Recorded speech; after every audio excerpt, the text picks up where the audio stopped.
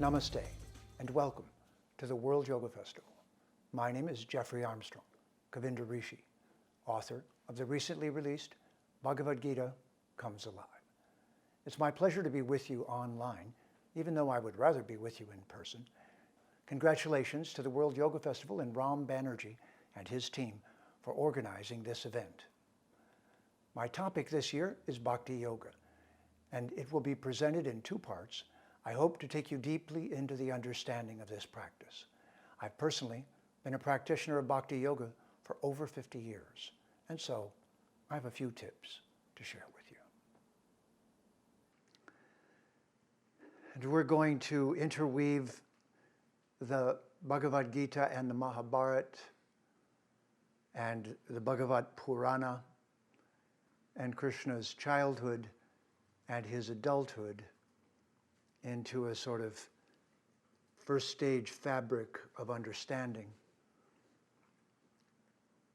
But we always begin, Guru Brahma, Guru Vishnu, Guru Devo, Maheshvara, Guru Sakshat, Parabrahma, Tasmai, Sri Gurave Namaha.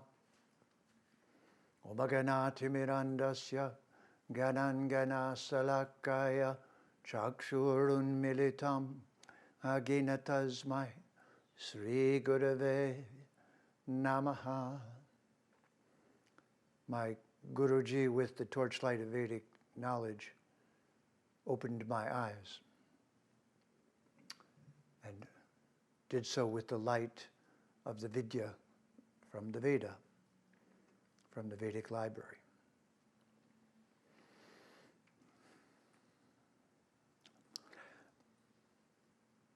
I'm going to try to go back and forth in Bhagavan's life tonight to reveal to you all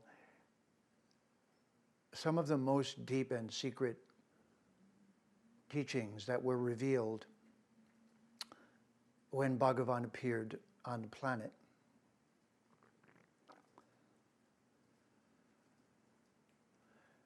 But first, I'd like to give you an image, a metaphor to reflect upon. Because the Vedic knowledge is driven by questions that should arise to us as human beings just by living here in the realm of matter. Questions should arise. Those questions are called Nyana. And Nyana Yoga is the yoga of talking about all of the categories of reality that we see around us.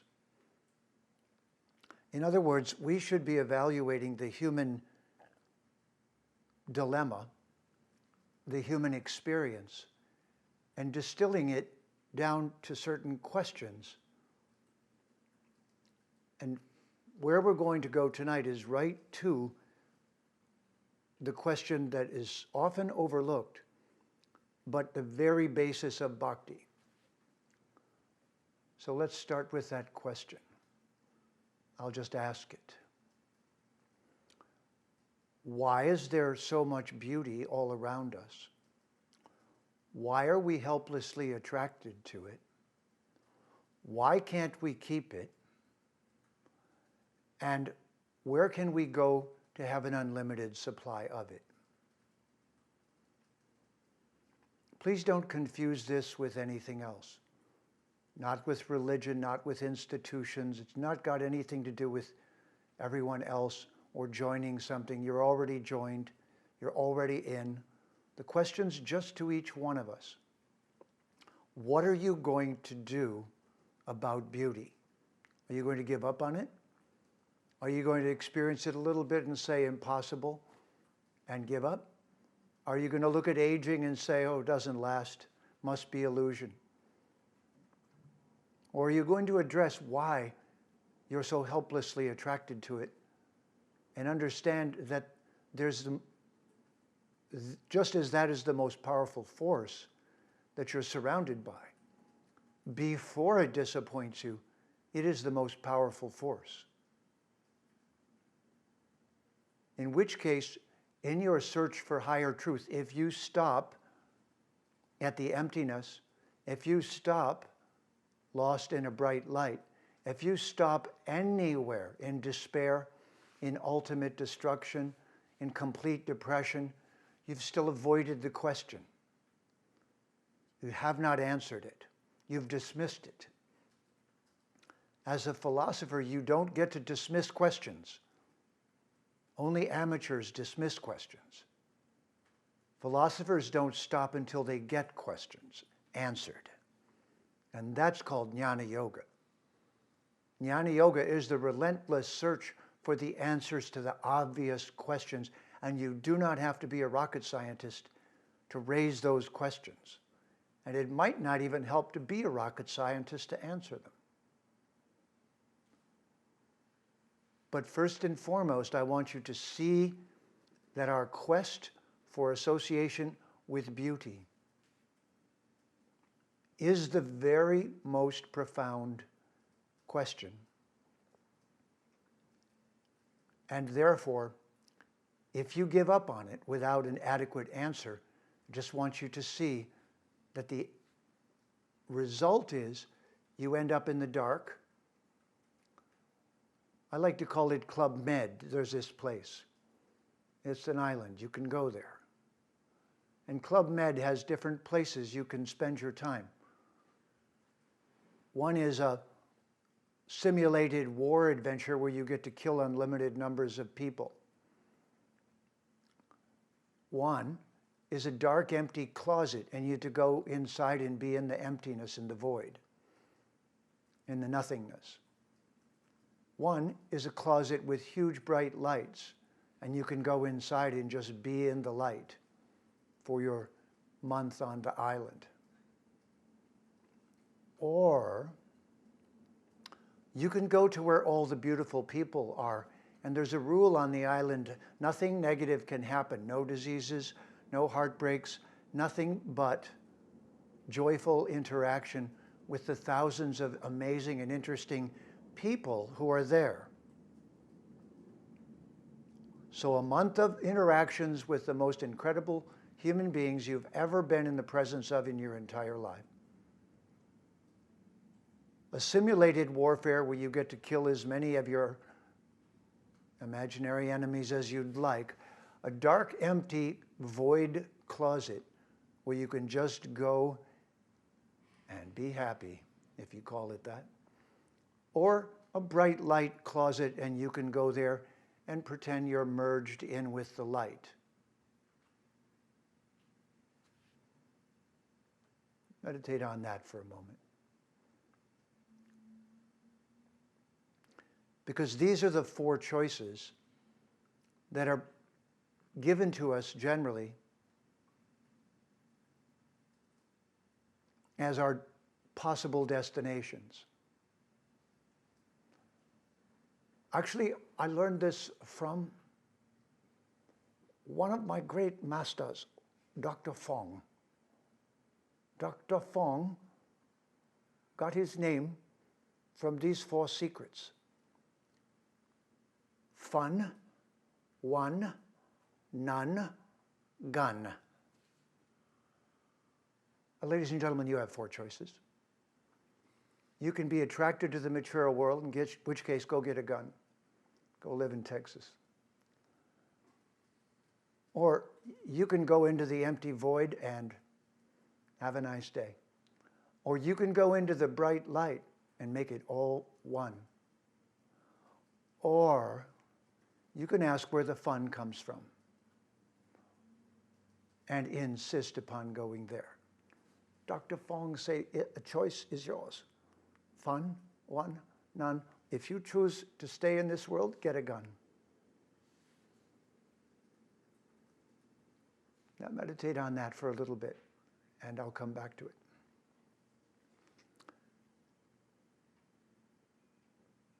It's theoretically the case that the ultimate avatar, the ultimate descent of the divine coming into our world would be the answer to these various questions. And remember that the biggest problem is that whatever we get here only gives us a taste of what's possible and then goes away. How soon? Doesn't matter. Time's relative. If it's 20 years you get, it'll seem like a minute when it's done. If it's 50 years, lucky you. Very few people get that. So just know, this is the construct. And don't let any other questions vex you. Don't let your mind wander to all the details of this and that and the other thing. Don't ask, how is that and what is this and what is that? Those are the questions. Fun, one, none, gun.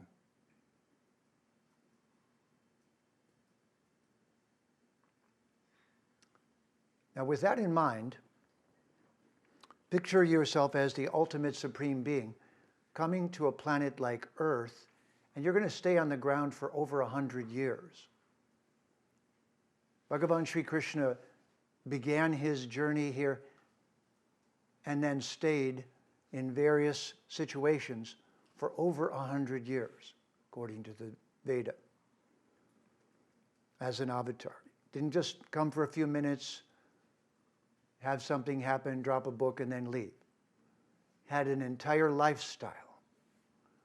There are books that track that lifestyle at various times. And the most significant, again, is the Bhagavad Gita, which was the moment when Krishna was doing what is called a lila, playing a game as political Krishna. Political Krishna was making sense out of and sorting out the geopolitical dilemma of humans. The Bhagavad Gita, spoken to his friend Arjuna, is the spoken statement from Bhagavan that remains with us to this day, explaining the human dilemma. So it was explained in the midst of a conflict, because nothing messes the beauty up that we were talking about before more than the inevitability of human conflict. In other words, if everyone grabs a gun, no one, no none, no fun. Just gun. Ultimate weapons of destruction. We're there, aren't we? And that's exactly what the rishis said. They said, we better give you some tools because you're going to face some very interesting moments as humans on Mata Bhumi, on Mother Earth. But now, picture it from Bhagavan's point of view. Let me remind you again these two words, Bhagavan and Krishna, Sri Krishna and Sri Bhagavan. Bhaga means all of the things that make life attractive. Beauty, wealth, fame, power, knowledge, detachment, as well as enjoyment. Bhaga, those are the bhagas. Van, the one who owns those to an unlimited degree, is called Bhagavan. It is not a synonym with the English word God. That's not what God means. It is a precise definition from the Vedas of that being who has all of the things we've ever been attracted to an unlimited degree, is the source of those things. The source of those things is a being, if you will, a person, a persona. Not a persona. A persona is a mask. An actual being, and that actual being avatared in our midst. The other name for that being is Krishna, and Krishna means that being which is most attractive. So it raises the same question. Has all of those qualities to an unlimited degree, therefore is off the charts on all of the measures of what we could possibly desire. If you had been there with Bhagavan, with Krishna, just in his presence, you would have experienced, if you were willing to, an unlimited amount of all of those experiences. Totally off the chart in anything you had ever experienced before. That's who Arjuna was on our behalf. Best friends with Bhagavan. Now this is something very important. If what I said to you just now is true, then in order for that avatar to stay on the ground and blend in with humans in a human way, not a disruptive way, then he's going to have to keep weaving in and out of human life in such a way that the humans can withstand it. But if you only think, because if the revelation was too intense, then it would just be overpowering and nothing would happen. There'd be no interaction. But what is important is that when the avatar comes, the teaching is in the interactions with all of the humans. Not just one, like the Gita, but every stage of the existence on earth of that avatar who is not born like we are, but appears by choice, purposefully appears. Still as a baby, but in the case of Bhagavan that we're talking about, his parents had been placed in a dungeon at the bottom of a palace that was owned by someone named Kamsa. Kamsa's sister had married Vasudeva, Krishna's father-to-be, when he was born. And the prediction was that the seventh son of his sister, Kamsa's sister, Devaki, would kill him. So he locked his sister and her husband in a dungeon in the basement, and there they had child after child after child until they'd had six. And then the sixth, actually till they'd had five, the sixth was transferred by divine intent to the womb of a woman a few hundred miles away in a rural community. Plot's getting interesting. Placed in her belly, and born. Devaki was the name of that mother, and Yasoda is the one who is going to have the next child.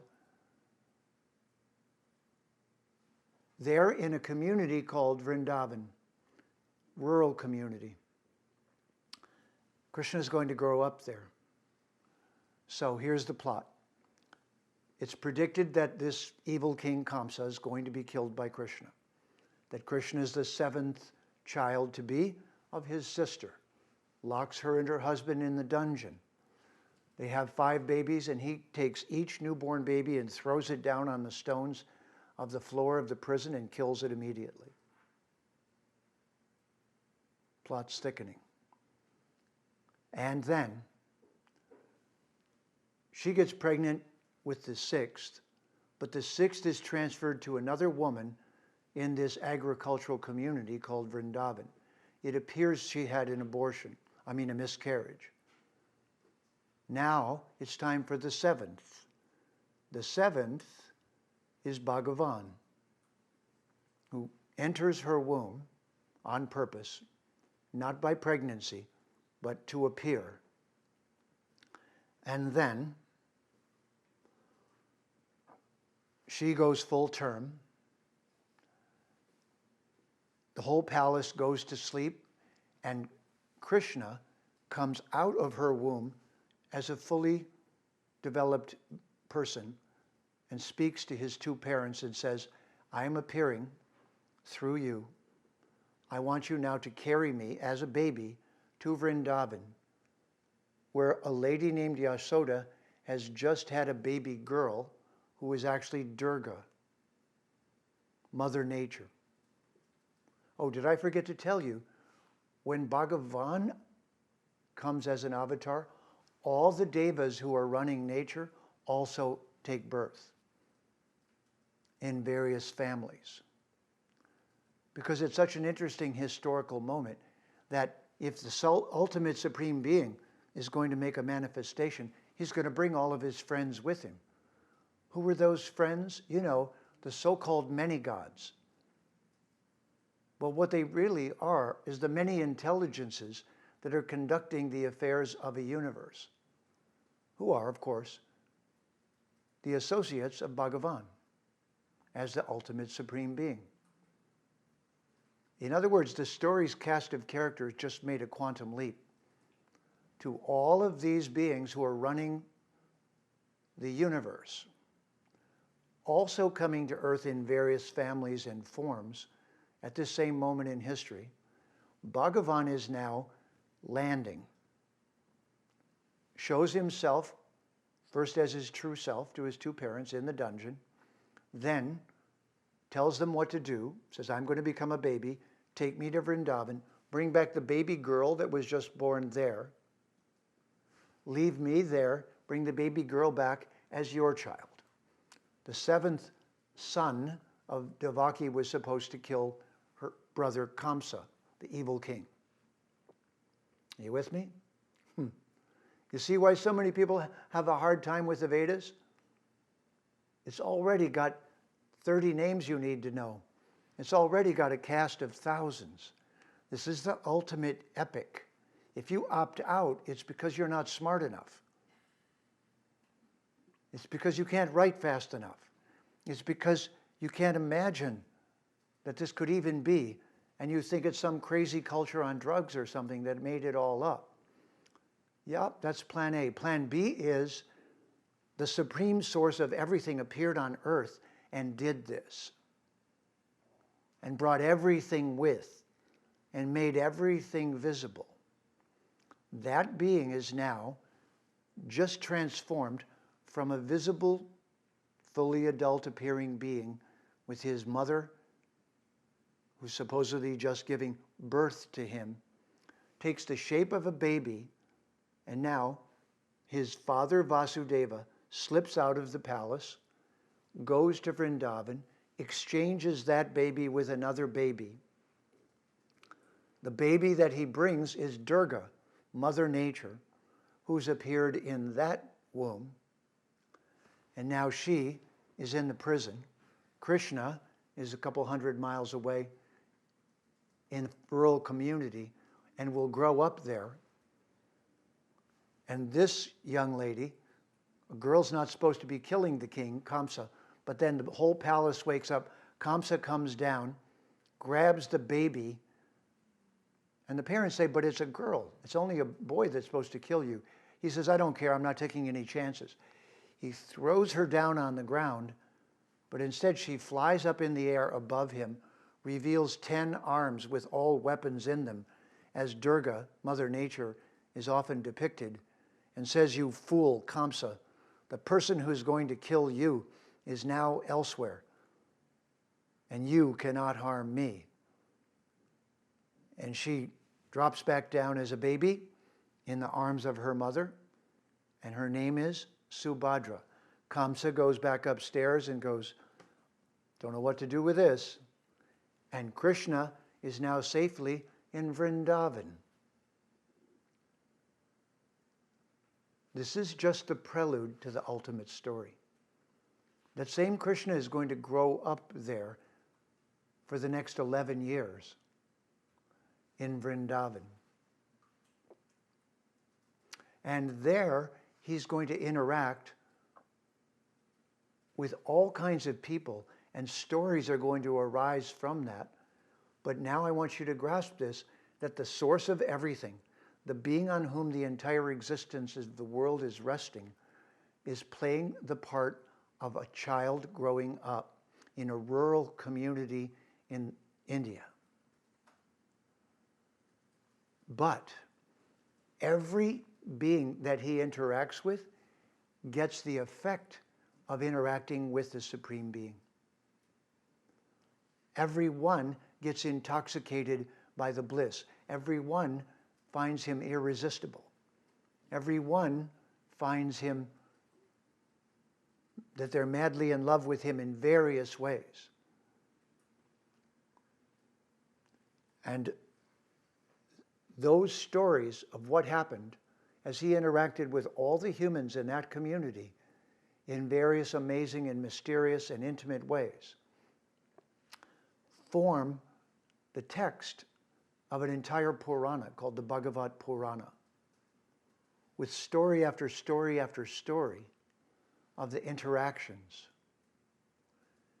Now, if you're still with me, you're not Christian. This story is the story. It's the story of the source of all beauty, of everything attractive, coming to earth, then slowly growing up and interacting with humans and revealing to each one of them a particular facet of the supreme reality as a completely intoxicating, beautifully overwhelming, amazing experience, which is called a Leela, which means a game. That source of everything, from that moment on, and for 125 years, played different games with each human. Was in a different relationship with each human. He breastfed with his mother, Yashoda. He grew up as a child in the home of Yashoda and Nanda. And as you are taken into this Leela, this story, you learn the names of all the characters. But isn't this what people do with Hollywood? Isn't this what people do with the world of illusory movies? They learn all the names of all the players and all their idols. The Christians were halfway right. Yes, that's right. Everyone's worshiping idols. Everyone. Your boyfriend or girlfriend is your idol. Your Hollywood star that you like is your idol. But what if the Supreme Being, ultimate reality, and all of his friends descend and manifest games, play games that teach what love really is? What if that is the basis of the love story of India, of Bharat?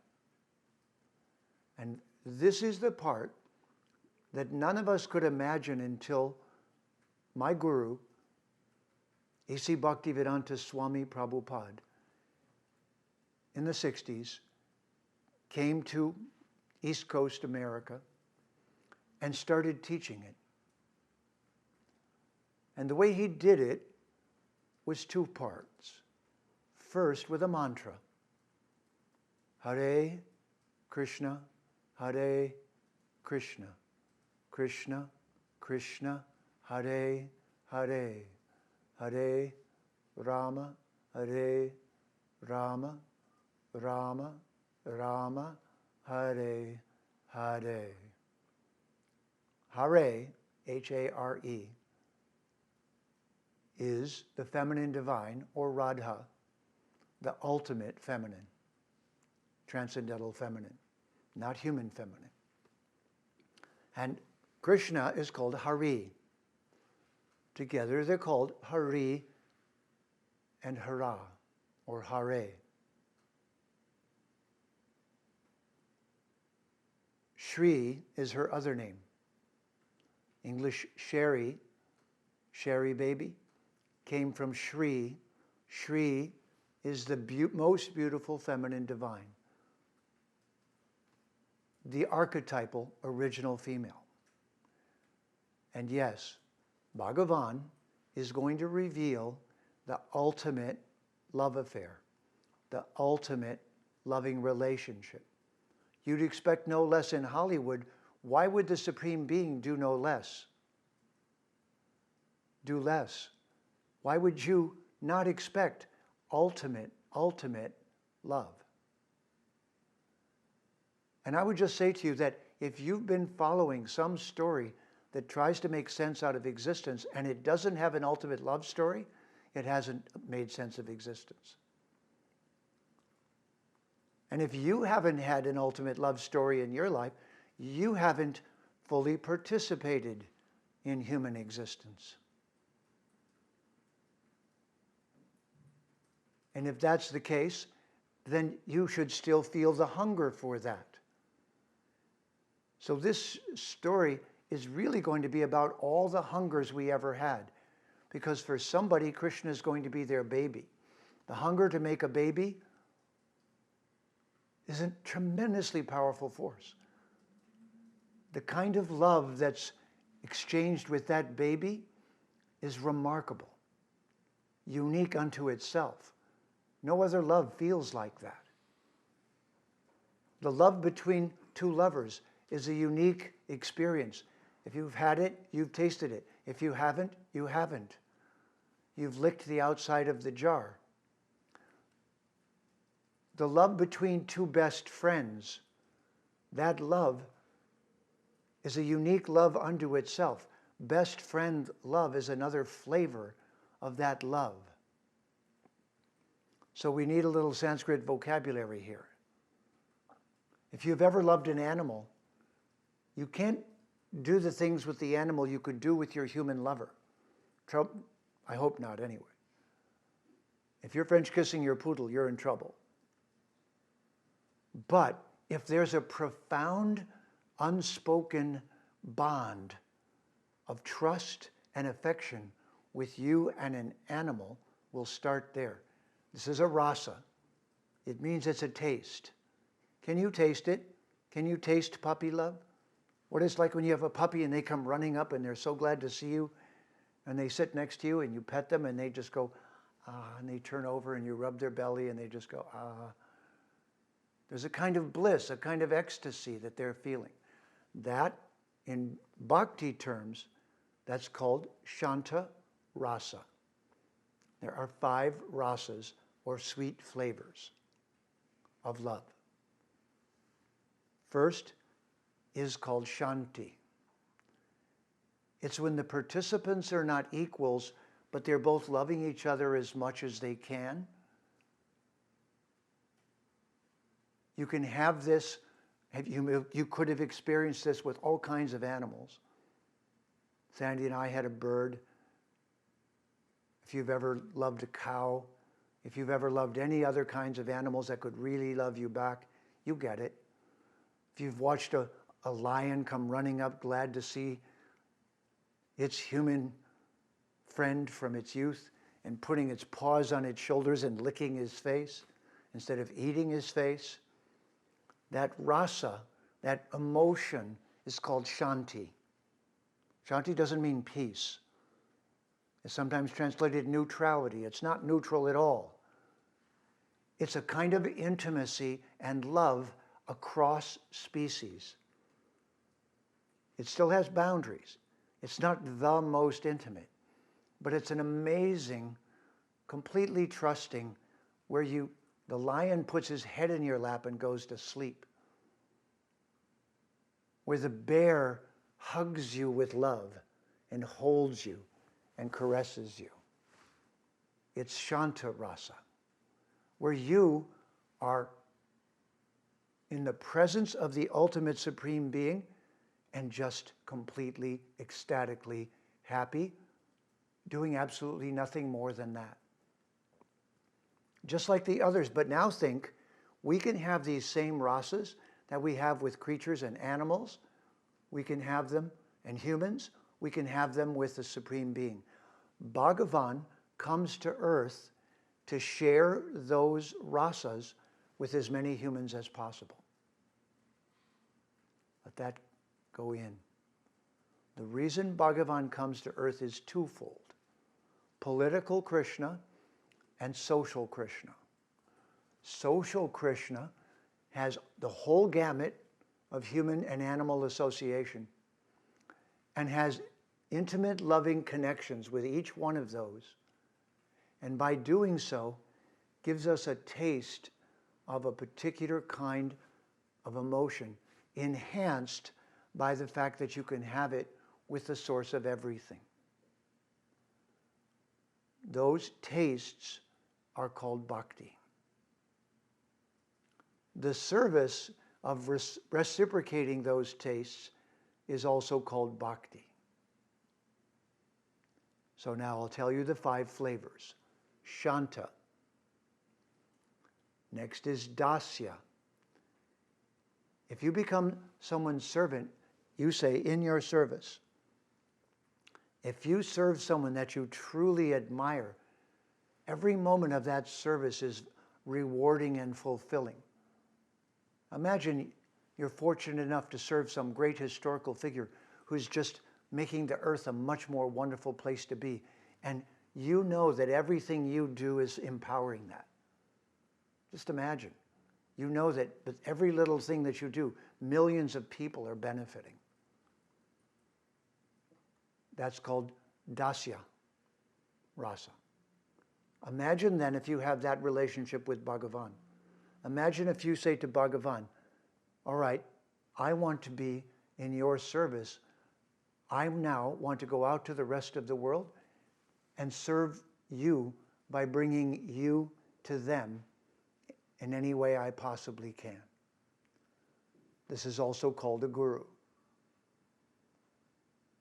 At the first level, they are the servant of Bhagavan. They feel bound to only represent Bhagavan, not themselves. Next rasa, the third, is called Sakhya. S-A-K-H-Y-A, or friendship. That flavor, you've had it, of friendship. Now imagine, like Arjuna, you're best friends with Bhagavan. You actually get to spend time best friending the Supreme Being. And again, imagine some historical figure that now you only know from a distance, but you grew up as their best friend. You remained their best friend.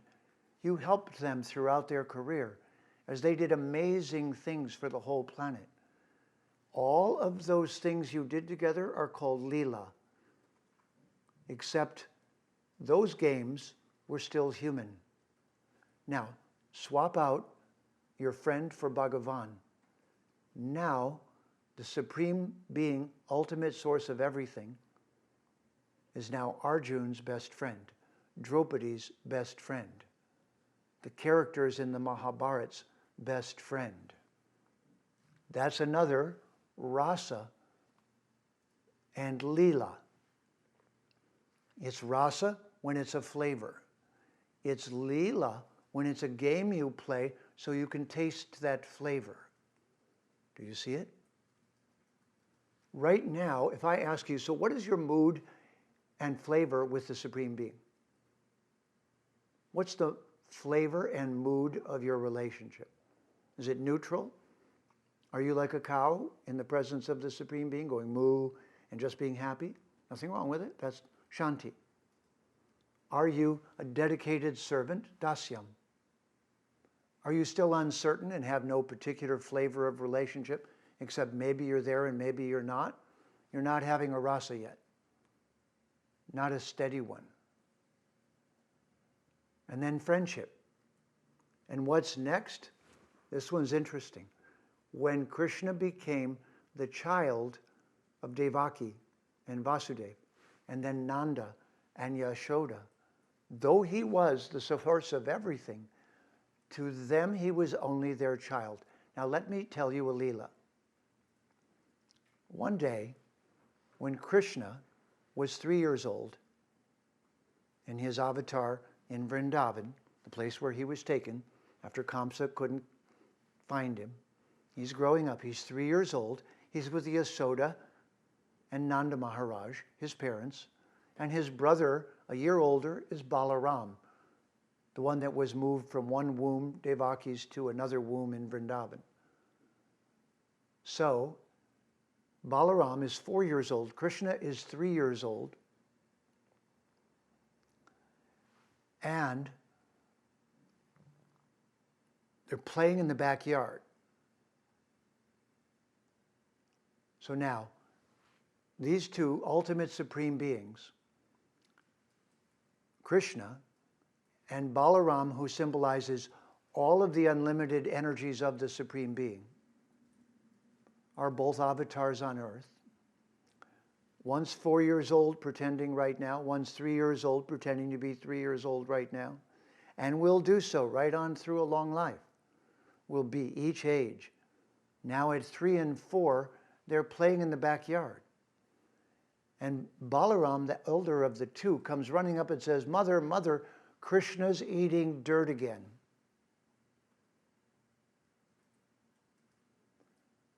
And Yasoda, a good mother, says, "Krishna, is that true?" And Krishna says, "No, mother, you know he lies all the time. He's lying, I didn't eat dirt. But come here, I'll show you if you want." And he opens his mouth. Like that. His mother comes up and looks inside of his mouth, and inside of his mouth she sees all the galaxies, all the constellations, all the stars, all the universes, all the species, all of life, all of existence, and looks for a moment, and then looks at him and says, "Oh well, it's time for your lunch."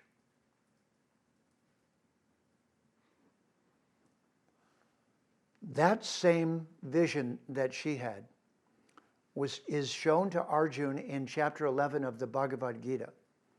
And Arjuna says, best friend of Krishna, he says, "Would you please show me how you enter into a universe?" So Krishna says, "Sure, okay." This is the 11th chapter of the Gita. And then Krishna shows him a whole universe, reveals it to him in vision, shows everything running into this huge mouth, which is Krishna. He's eating everything. He's devouring the whole universe. And in terror, Arjuna says, "Who are you? Who are you? Who are you?" And Krishna says, "I'm time, and I've come to devour everything." And then, trembling with fear, Arjuna, a great warrior hero, brought to just trembling and tears in seeing the immensity of the universe, the same universe Yasoda saw in the mouth of Krishna. The same vision she saw in Krishna's mouth. Later, Krishna shows to Arjuna his best friend. Arjuna is reduced to trembling and shaking and in terror, and he bows. He says, "Prasida, Prasida, please show me a gentler form of you again. I can't stand this one, it's too much." And Krishna shows him again his friendly form. But in the case of Yashoda, Krishna's mother, she was in a different rasa. So remember the rasas? Shanti, the one where you're just happy to be in the presence of Krishna. Dasyam, number 2, where you're the servant and you're looking for service and want something to do. Sakyam, where you're best friends and you feel that companionship and always present with each other, and you want to do something for your best friend. The next one up, where Yasoda is looking in the mouth of baby Krishna, is called Vatsalya. Vatsalya is the baby mother-father taste. Have you tasted that? Have you tasted baby mother-father? You may have in your imagination, but have you had a baby at your breast or a baby in your life crawling all over you, peeing on the carpet, smiling, giggling, laughing, playing, doing tricks, surprising you, amazing you? What if the ultimate supreme being came into your life and took the form of a baby? That's what Krishna did with Yasoda. For Arjuna as best friend, for someone else as master, for someone else as parent. And finally, the least imaginable but most amazing, in Vrindavan, in this agricultural place, by the time Krishna got to be 8, 9, 10 years old, he was so beautiful that all the young ladies in Vrindavan were madly in love with him. Madly, insanely in love with him. They went to the river, made a little clay image of Durga, Mother Nature, out of it, prayed to her and said, "Can we please marry Krishna? All of us want to marry him." So here's what Krishna did. One day, the gopis, these young girls, were swimming in the river, Jamuna, 20 of them, 25 of them, and they all would hang their saris on a tree or put them in a pile by a tree, go in the river swimming in the naked. So Krishna, without them seeing, came. He was about 8 years old, picked up all their saris, climbed up in that tree, and just waited. And when they finished their bath, they came up out of the river and then looked and saw their saris were gone. And they looked up the tree, and Krishna was sitting up on the branch just going, Now this is what drove the British crazy. Right now you're either thinking this is Hugh Hefner and we just went into kiddie porn. These are young teenage girls and a younger boy who's not even teenage yet.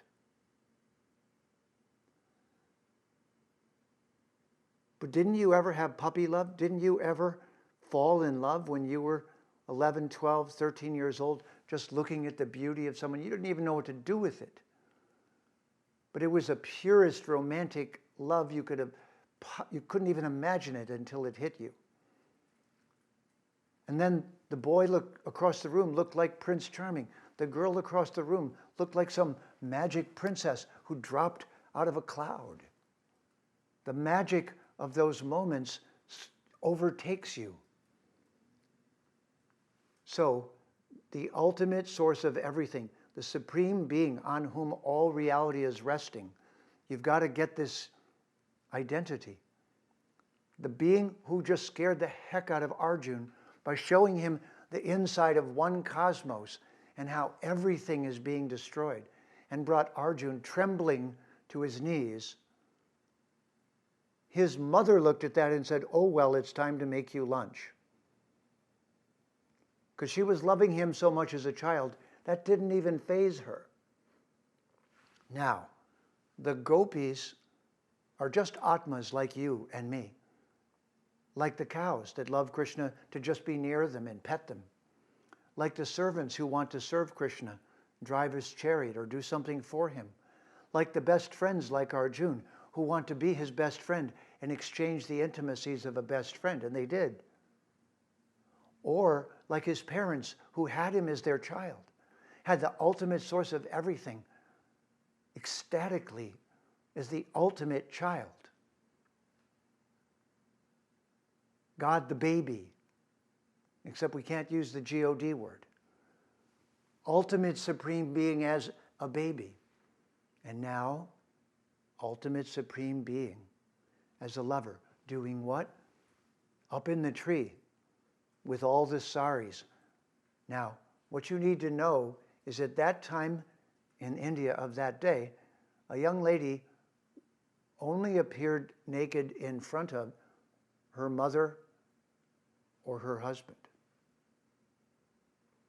And one way to be married was to appear that way. Krishna, by asking them to come naked and retrieve their sari, was becoming engaged to them. Now you can just think, well, what a naughty human he was. That's very precocious for an 8-year-old. Or you can think, it's happening amongst children, so we realize this is not adult. This is still in childhood. This is the pure essence of conjugal attraction.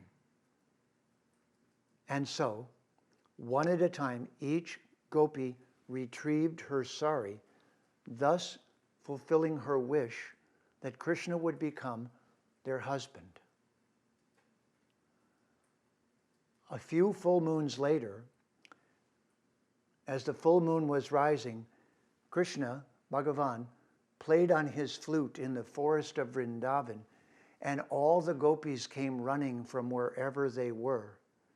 And as the full moon rose up over the flowered trees in the forest at a perfect idyllic moment, just right for it, with the forest filled with fragrance and the birds at night, the nightingales chirping and singing, in the just perfect moment as the full moon rose up over the hills, all the gopis appeared in a forest clearing, rushing from wherever they had been at the moments earlier, dressed as beautifully as they could hurriedly make themselves. And Krishna appears there and expands himself into all the numbers of Krishnas it takes to be dancing with each one. And they begin to dance. And this dance is called the Rasa Leela. Now, if you're a healthy human, as you listen to me tell these stories, your mind is going back and forth between he's crazy, he's gone over the edge, this is insane, I've never heard crazy stories like this. Or you grasp that you're listening to how the ultimate supreme being can play with reality any way that he wishes, and doesn't do so for fear, and doesn't do so to coerce humans into being of service, but does so in order to come down into loving situations that have no end.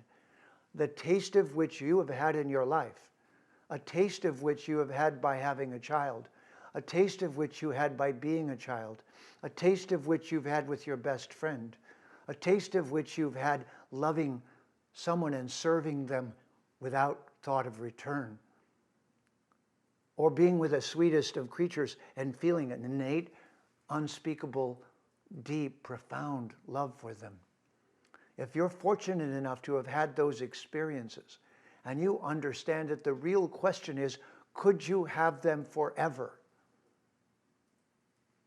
Could you exist without love going away and beauty going away? Could you exist without age, without aging, and your beauty going away? Could it be that the reason we want this so much is that that is who we really are?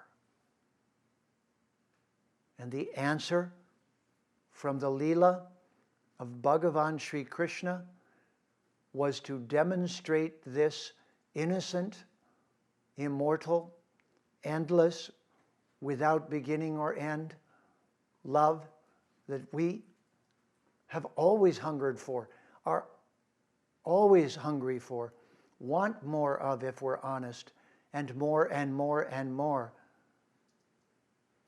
But we've already tried to do it with drugs and promiscuity and going down those human roads, and they're all dark alleys. The tamasic roads, the rajasic roads, selfish, last for a little while and then finish. And the sattvic, the most beautiful of them, beautiful long-term relationships, we watch each other become old and get sick and leave our body. And does your longing for that love go away? No. Does your longing to be that youthful, ever loving, ever fresh being ever go away? No. This, my friends, is a yoga. The explanation that it doesn't go away and that all you have to do is ask for it is the other Leela that Bhagavan Sri Krishna showed when he was raised in Vrindavan amongst innocent love, innocent nature. But you need to know one more thing.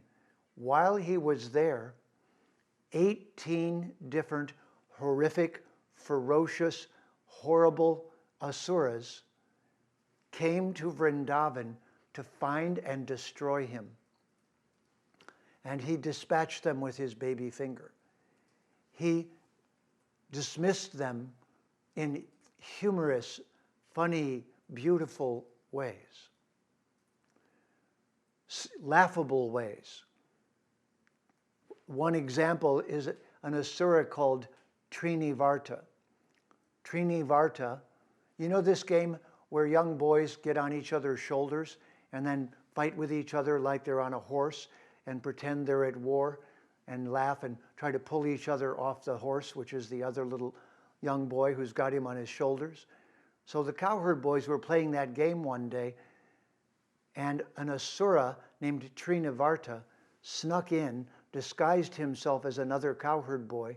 Krishna got on his shoulders, but instead of playing the game, the asura made himself into a huge tornado and swept Krishna high up into the sky, still on his shoulders, and carried him up and was going to dash him down on the rocks below.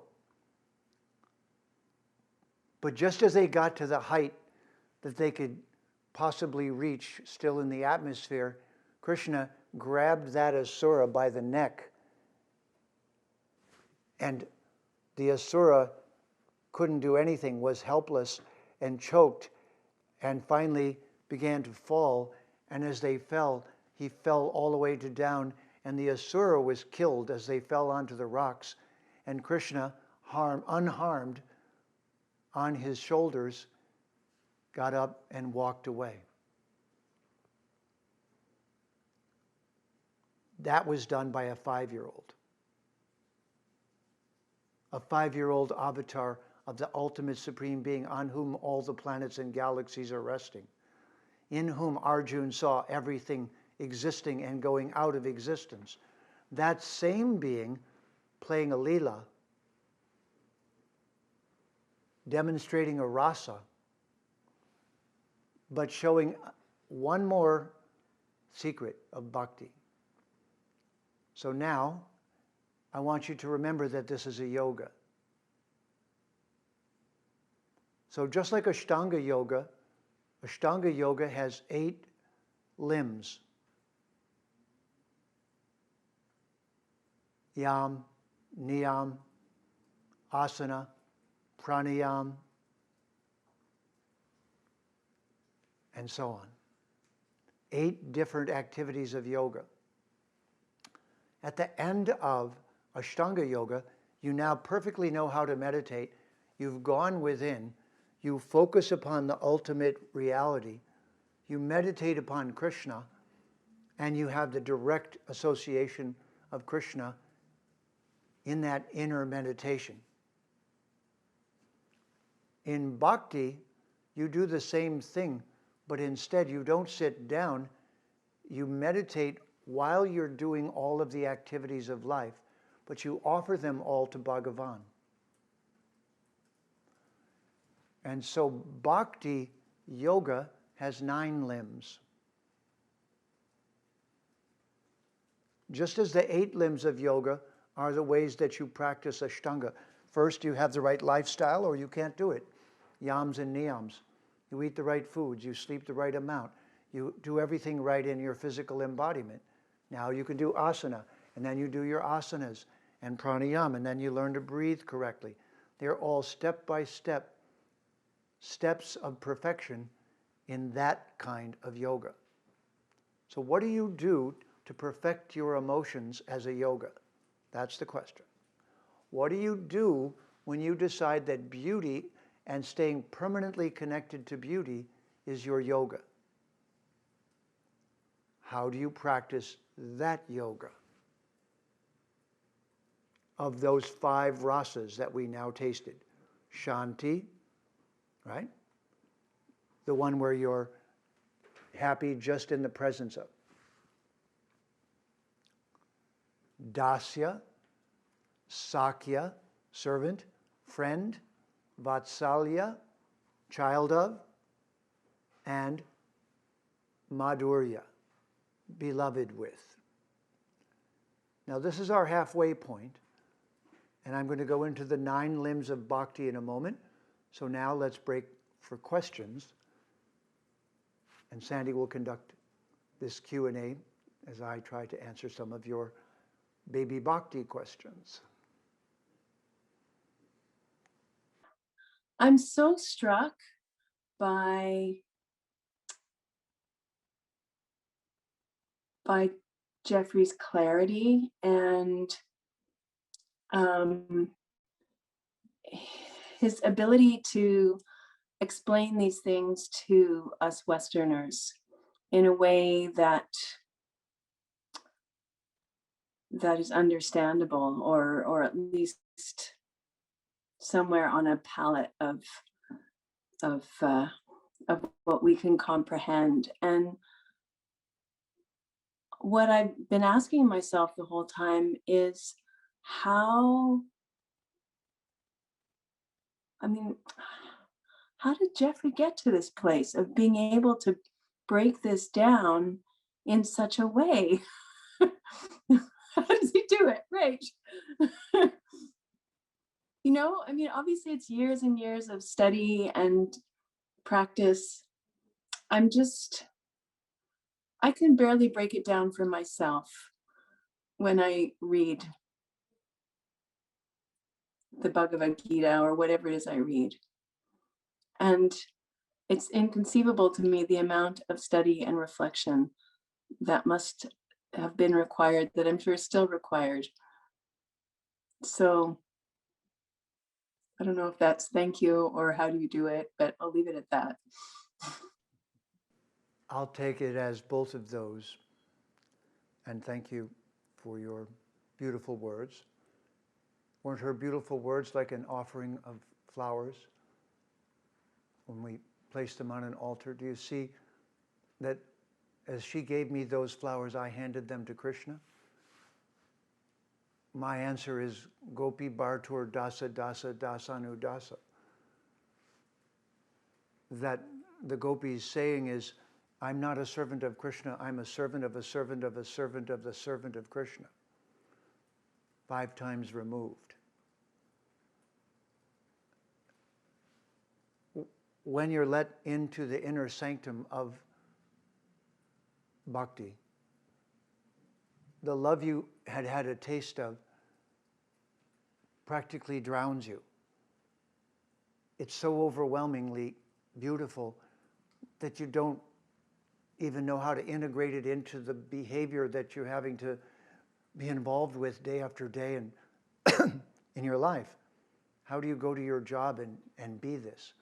How do you go out in the world of people that are not even near ready to think these thoughts yet and be with them and be patient and gentle and not tell them because it's not time, because you can't? How do you hold this all to yourself? And how do you explain all the tears and the tears of joy? And how do you try to integrate this state of being into the life that you see everyone making all around you? And worst of all, how do you take it to them and then somehow be of service to them? How do you serve them and serve Bhagavan? And this puzzle was posed for me by my guru as I watched him at about the age I am now, 72, 73, I'm 74. He came to America at that age. How do you tell this to a bunch of drug-crazed hippies in the 60s? Okay, good luck. Good luck with that.